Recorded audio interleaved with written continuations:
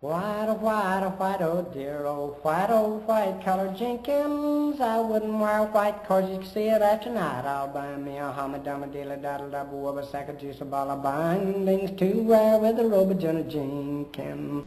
Okay, it's early morning and I'm still in my pajamas. I don't even have my robe on this morning because it's kind of warm. That's one thing that is interesting with this November is that it's been a warm November. The flies are still getting in the house, and I had a really weird thing happen the other day.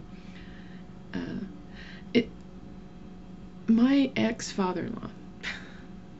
See, I always go way back. I was like, one thought leads to something that has to be said before it. But my ex-father-in-law, he was a priest, an Episcopal priest. I was married to a preacher's son, and but I, really adored my father-in-law. He was a great priest. He gave a sermon once that began talking about the fact that he had gotten out of the shower and had dropped his underwear in the toilet. And he looked down for quite a long time at the underwear in the toilet, not knowing what to do because it had never happened before. And this came to a realization that there are very few things as you grow older that are first-time things. And I kind of adopted that whole thought from him, from this sermon, because new things bring joy. And it's unfortunate that experience of a new thing gets less and less, fewer and fewer, and that you actually have to seek out those things.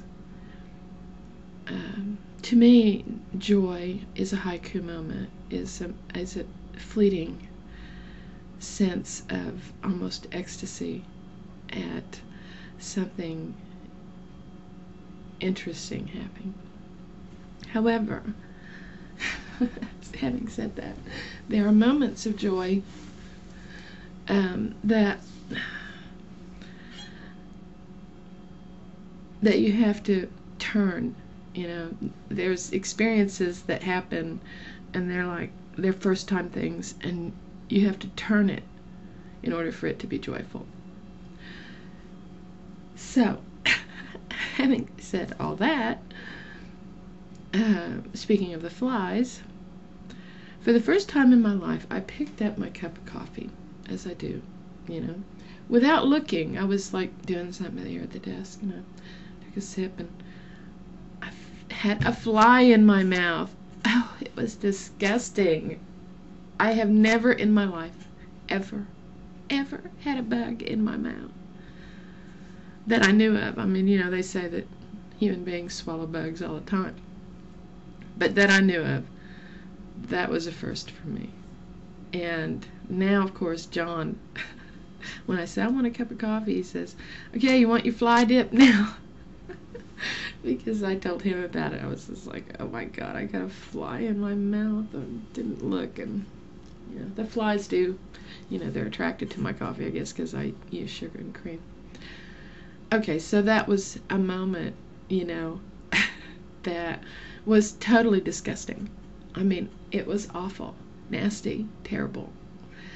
And yet it was joyful later because I could laugh about it and say, oh my God, for the first time in my life, I got a bug in my mouth. So anyway, it's very warm here for November, and the flies are still here. And the moths, if I turn on my porch light, moths and everything, it is so warm here. I don't have my gloves on a November morning, with my arthritis the way it is. That's very rare. And that too is a joyful moment.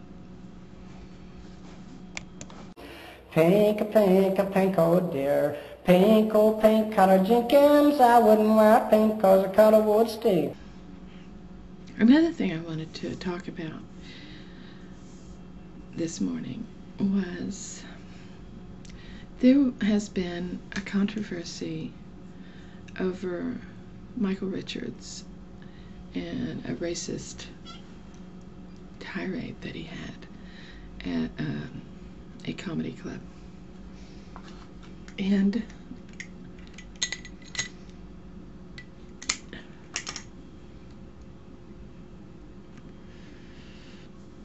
I find it interesting, first off, that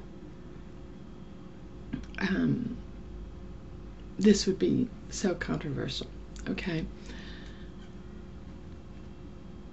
For one thing, we have not yet arrived in as a society, as non-racist people.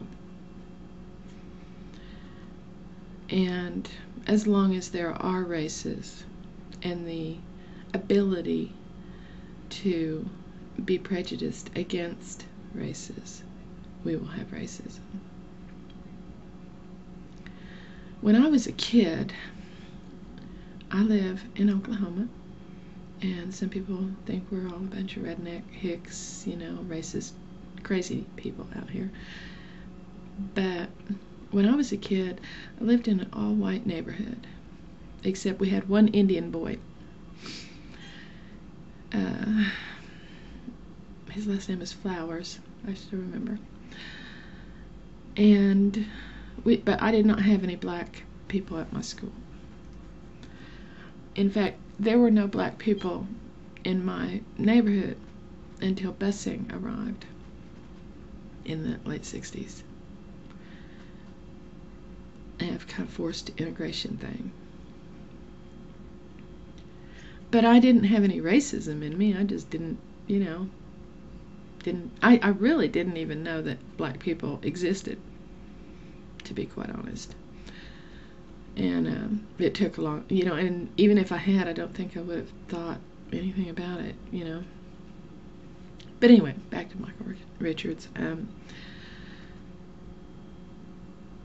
When people are angry, anyone is angry. If they are prone to strike out in their anger, they will take the most obvious thing about the other person, the most obvious aspect of the other person, and wield it as a weapon. If the people heckling Michael Richards had been fat, and not black, but just fat, he would have called him fat. Now, would we have had the same outrage at his remarks if he was just saying, "Oh, you big fat slobs, oh, you obese son of a bitch, blah, blah, blah," Or had they been Chinese, and he said Chinese, which is racism, but had they been obviously nerdy geeks, and he used nerdy geek as his, would we have the outrage from the nerdy geek people? The thing is, all he did really was use the most obvious thing, which was their skin color, and whether you like it or not, your skin color is pretty goddamn obvious, and use it as a weapon. Now, of course, this is all blown out of proportion that he's a racist, because, oh my God, none of us want to be racist. But we are all in our own way, we are. Because we do notice these things that show your race. If you're Chinese, it shows up. If you're an Indian, it shows up. If you're from India, it shows up. If it, it shows up outwardly as an outward sign of where you come from. I'm a redhead, and people have called redheads, angry and bad tempers and blah, blah, blah. I'm also a nurse, and I've seen all kinds of stereotypes about nurses. There's, whole porn industries based on nurses sometimes, it seems like. So I don't think Michael Richards is a racist, and I don't think this whole controversy about his racist remarks deserves as much attention as it does, because all it was a man striking out in anger, and he used the most available weapon to insult these people, and that was their skin color. That's all I got to say about that. Brown, oh dear, brown, collar Jenkins. I wouldn't wear brown 'cause the collar was a town.